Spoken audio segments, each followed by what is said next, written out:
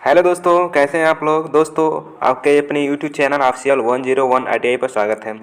दोस्तों, आईटीआई में बहुत बच्चे कहते हैं कि सर ट्रांसफार्मर क्या होता है, ट्रांसफार्मर के क्या क्या पार्ट होते हैं। तो उन सभी क्वेश्चनों को हमने एक पीडीएफ के माध्यम से तैयार किया है। उस सभी क्वेश्चनों को हम सॉल्व यहाँ करा रहे हैं। प्रत्येक जो ऑप्शन दिया गया है उसका हम मतलब समझाएंगे। तो दोस्तों, इस वीडियो को स्किप मत कीजिएगा। इस वीडियो को शुरू से लास्ट तक जरूर देखिएगा। यदि आप इलेक्ट्रीशियन हैं तो इलेक्ट्रीशियन में कहीं न कहीं आपको किसी हर विभाग में जाएंगे तो ट्रांसफार्मर की जरूर आवश्यकता होती है। तो ट्रांसफार्मर के क्या कार्य हैं, कैसे कैसे वर्क करता है, इसमें क्या कंपोनेंट हैं, इसमें इस क्वेश्चन में बताया गया है, वहाँ से क्वेश्चन बनाया गया है।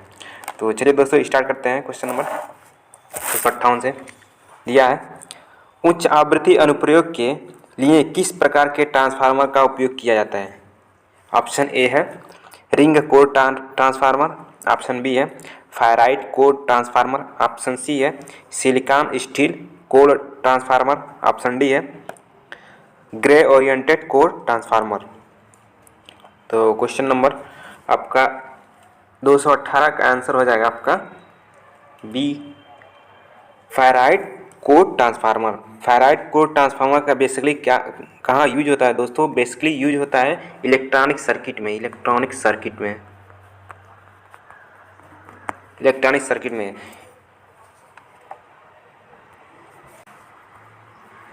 तो दोस्तों, आपने ये फिगर देखा है, फिगर के माध्यम से हम देख लिया कि इलेक्ट्रॉनिक सर्किट में फेराइट का क्या क्या होता है। फेराइट में इलेक्ट्रॉनिक सर्किट में यूज किया जाता है। इसका जो प्रॉपर्टी होता है यह लो कंडक्टिविटी होता है, बट इसकी परमिबिलिटी बहुत हाई होती है। यह ईडी करंट को ईडी करंट लॉसेस को कम करता है। तो चलिए दोस्तों, यानी उच्च आवृत्ति अनुप्रयोग के लिए फेराइट कोर ट्रांसफार्मर का यूज किया जाता है। ऑप्शन बी सही होगा क्वेश्चन नंबर 18 का। चलिए क्वेश्चन नंबर 19 देखिए, एक आदर्श ट्रांसफार्मर में प्राथमिक वोल्टेज और माध्यमिक वोल्टेज के बीच क्या संबंध होता है। यानी समझिएगा दोस्तों, जब कोई आदर्श ट्रांसफार्मर होता है तो उसमें कोई भी हानियाँ नहीं होती हैं। यानी वो एक परिपूर्ण ट्रांसफार्मर कहलाता है जिसमें कोई हानि नहीं होती है। E1 इक्वल टू V1 और E2 equal to V2। Option B देखिए, E1 is greater then V1 और E2 is greater than V2। Option C देखिए, E1 लेस देन V1 और E2 less than V2। Option option D देखिए, E1 बराबर V2 और E2 बराबर V1। तो इस क्वेश्चन का आपका आंसर हो जाएगा ऑप्शन ए। जो आइडियल ट्रांसफार्मर होता है E1 बराबर V1 और E2 बराबर V2 होता है, क्योंकि जो ऊर्जा आपको इनपुट दिया जाता है वही ऊर्जा आपको उस ऊर्जा में कोई लॉस ही नहीं होता, इलेक्ट्रिकल ऊर्जा में कोई लॉस नहीं होता। इस कारण से जो E1 वोल्टेज उत्पन्न होता है प्राइमरी में, वही जाकर सेकेंडरी में मिल जाता है। तो चलिए दोस्तों, क्वेश्चन नंबर 220 पे देखते हैं, ट्रांसफार्मर में कंजर्वेटर का कार्य क्या होता है।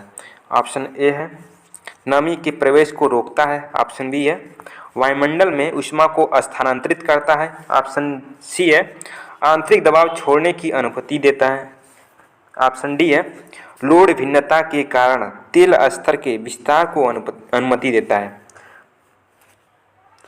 तो यह क्या होता है दोस्तों, जो ट्रांसफार्मर का कंजर्वेटर का बेसिकली कार्य क्या होता है, जो लोड में वेरिएशन होता है, वेरिएशन अर्थात लोड कम होता है ज़्यादा होता है, यानी लोड जब ज़्यादा होता है तो उसमें तेल का हीटिंग ज़्यादा होता है, हीटिंग के कारण वो तेल खौलता है, खौलने के कारण वो एक्सपेंस होकर कंजर्वेटर में जाता है। फिर यदि लोड कम हो जाता है तो हानियाँ कम होती हैं, जिससे ट्रांसफार्मर की वाइंडिंग ठंडा होता है, ठंडे का तेल सिकुड़ता है, फिर कंजर्वेटर के माध्यम से ट्रांसफार्मर के टैंक में वापस आता है। तो ये क्या, इसका कार्य क्या होता है, लोड की भिन्नता के कारण तेल स्तर के विस्तार को अनुमति देता है। यानी ऑप्शन डी सही होता है, डी सही होगा। जो कंजर्वेटर का बेसिकली कार्य है, लोड भिन्नता के कारण तेल स्तर के विस्तार को अनुमति देता है। चलिए हम आपको दिखा दे रहे हैं ट्रांसफार्मर का। दोस्तों, ये ट्रांसफार्मर है।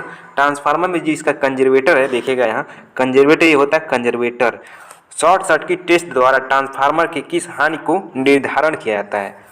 यानी जो शॉर्ट सर्किट टेस्ट है, ट्रांसफार्मर कौन से लॉसेस ज्ञात किया जाता है। ऑप्शन देखिए, ऑप्शन ए है ताम्र हानि, ऑप्शन बी है विंडेज लॉसेस, ऑप्शन सी है हिस्टेरिसिस लॉसेस, ऑप्शन डी है ED current losses.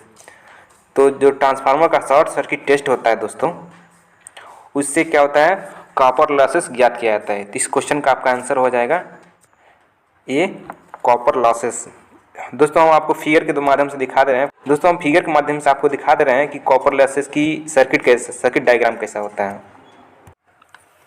Question number 222 देखिए, ट्रांसफार्मर में वोल्टेज के प्रतिशत विनियमन की गणना करें यदि शून्य भार वोल्टेज 240 वोल्ट है और पूर्ण भार वोल्टेज 220 वोल्टेज है। ऑप्शन ए देखिए, ऑप्शन ए दिया है 7.2%, ऑप्शन बी देखिए 8.3%, ऑप्शन सी देखिए 8.71%, ऑप्शन डी देखिए 9.09%। तो दोस्तों एक कैलकुलेशन है दोस्तों, हम आपको बता रहे हैं जो ट्रांसफार्मर का वोल्टेज रेगुलेशन का फार्मूला होता है, वोल्टेज रेगुलेशन का ट्रांसफार्मर का वोल्टेज रेगुलेशन का फार्मूला होता है no load voltage minus full load voltage upon no load voltage. इस फार्मूले को याद कर लेंगे तो आपके लिए ये सवाल बहुत आसान हो जाएगा। यानी नो लोड वोल्टेज आपका दिया है 240 माइनस फुल लोड दिया है 220 अपॉन फुल लोड कितना है 240, यानी आपका हो गया परसेंटेज में दिया तो यानी 100 गुणे कर लेंगे आप लोग, तो होगा आपका यहाँ 20/240 गुणे 100। तो आप इसको 1 0 से 0 कैंसिल हो जाएगा, यानी 11 हो जाएगा, 2 काटेंगे 11 हो जाएगा। जब 100 में 11 से भाग देंगे तो आपका आएगा 9.09%। ऑप्शन डी सही होगा।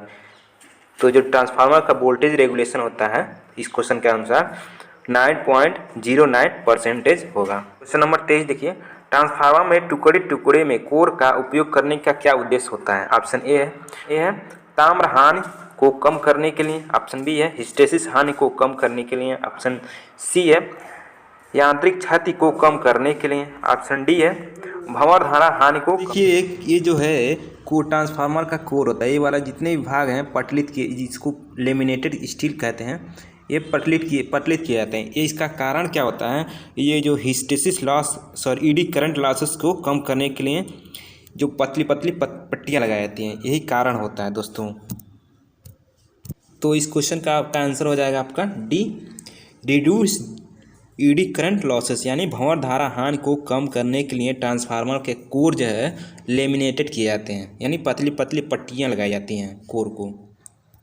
चलिए क्वेश्चन नंबर 24 देखिए, ट्रांसफार्मर की शीतलन विधि क्या है। ऑप्शन ए है तेल प्राकृतिक ठंडा है अर्थात oil natural cooling, option B है तेल प्राकृतिक हवा बलित ठंडा करना है, यानी oil natural air force cooling, option C है तेल बलित हवा बलित ठंडा करना, oil force air force cooling, option D है तेल प्राकृतिक पानी बलित ठंडा करना, यानी 24 का आंसर हो जाएगा ए ऑयल नेचुरल कूलिंग। जो इसमें अगर ऑयल नेचुरल इसलिए कहा गया इस फिगर में, इसमें कोई एक्स्ट्रा कोई सोर्स नहीं है जो ऑयल को सर्कुलेट करा रहा है, इसलिए नेचुरल कूलिंग कहलाएगा, यानी ऑप्शन ए सही होगा। चलिए क्वेश्चन नंबर 25 देखिए, ट्रांसफार्मर से अधिकतम दक्षता प्राप्त करने के लिए क्या शर्त है। ऑप्शन ए है copper losses is greater than iron losses, option B है copper losses is less than iron losses, option C है copper losses equal to iron losses, option D है copper losses equal to eddy current losses. तो इस question का answer हो जाएगा 25 number का, transformer के हायर इफिशियंसी तभी प्राप्त होगी जब उसका कॉपर लॉसेस आयरन लॉसेस के बराबर होता है, नहीं ऑप्शन सी सही होगा। चलिए क्वेश्चन नंबर 26 देखिए, 226, ट्रांसफार्मर में ग्लूकोज रिले के शीर्ष फ्लोट स्विच का क्या कार्य होता है। ऑप्शन ए है नमी की उपस्थिति में सक्रिय करें, यानी active in moisture presence, option B है अतिभार की स्थिति में सक्रिय करें, यानी activate at overloading condition, option C है खुले सर्किट की स्थिति में सक्रिय करें, यानी activate at open circuit condition. Option D है उच्च तापमान की स्थिति में सक्रिय करें, यानी activate at high temperature condition.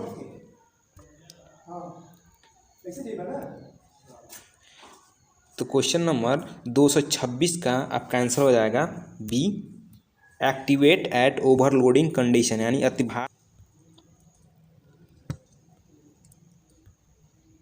चलिए क्वेश्चन नंबर 227 देखिए, वर्तमान ट्रांसफार्मर का कोर कम प्रतिघात और कोर हानियाँ क्यों कर रहा है, यानी why the core of current transformer is having low reactance and low core losses. Option A देखिए बोझ को कम करने के लिए, यानी to minimise the burden.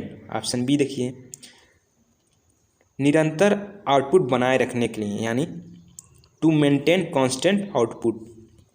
Option C देखिए उच्च स्थिर ढाल को रोकने के लिए, यानी to prevent high static shield. Option D देखिए पढ़ने में त्रुटि को कम करने के लिए, यानी to minimise the error is in reading. तो क्वेश्चन नंबर आपका 227 का हो जाएगा answer B, to minimise the error in reading, यानी पढ़ने में त्रुटि को कम करने के लिए क्या किया जाता है, वर्तमान ट्रांसफार्मर को प्रतिघात कम किया जाता है और कोर हानियाँ कम किया जाता है। चलिए क्वेश्चन नंबर 28 देखिए, इस पीडीएफ में है और आपको बता देंगे इस ट्रांसफार्मर से संबंधित ए टू जेड ऑब्जेक्टिव क्वेश्चन जो आपको समझ नहीं आ रहा है। मैं प्रत्येक क्वेश्चन का लगभग मैं पूरा प्रयास कर रहा हूँ कि एक्सप्लेन कर दूँ। तो इस तरफ हमारे वीडियो को शुरू से लास्ट तक जरूर देखिएगा, कोई भी वीडियो हो मेरा। और दोस्तों व्हाट्सएप के ग्रुप में जो भी आपके दोस्त हों, फ्रेंड हो, भाई हों, उनको शेयर ज़रूर कीजिएगा और चैनल को सब्सक्राइब जरूर करवाइएगा। Thanks watching for video. मिलते हैं नेक्स्ट वीडियो में, तब तक के लिए जय हिंद।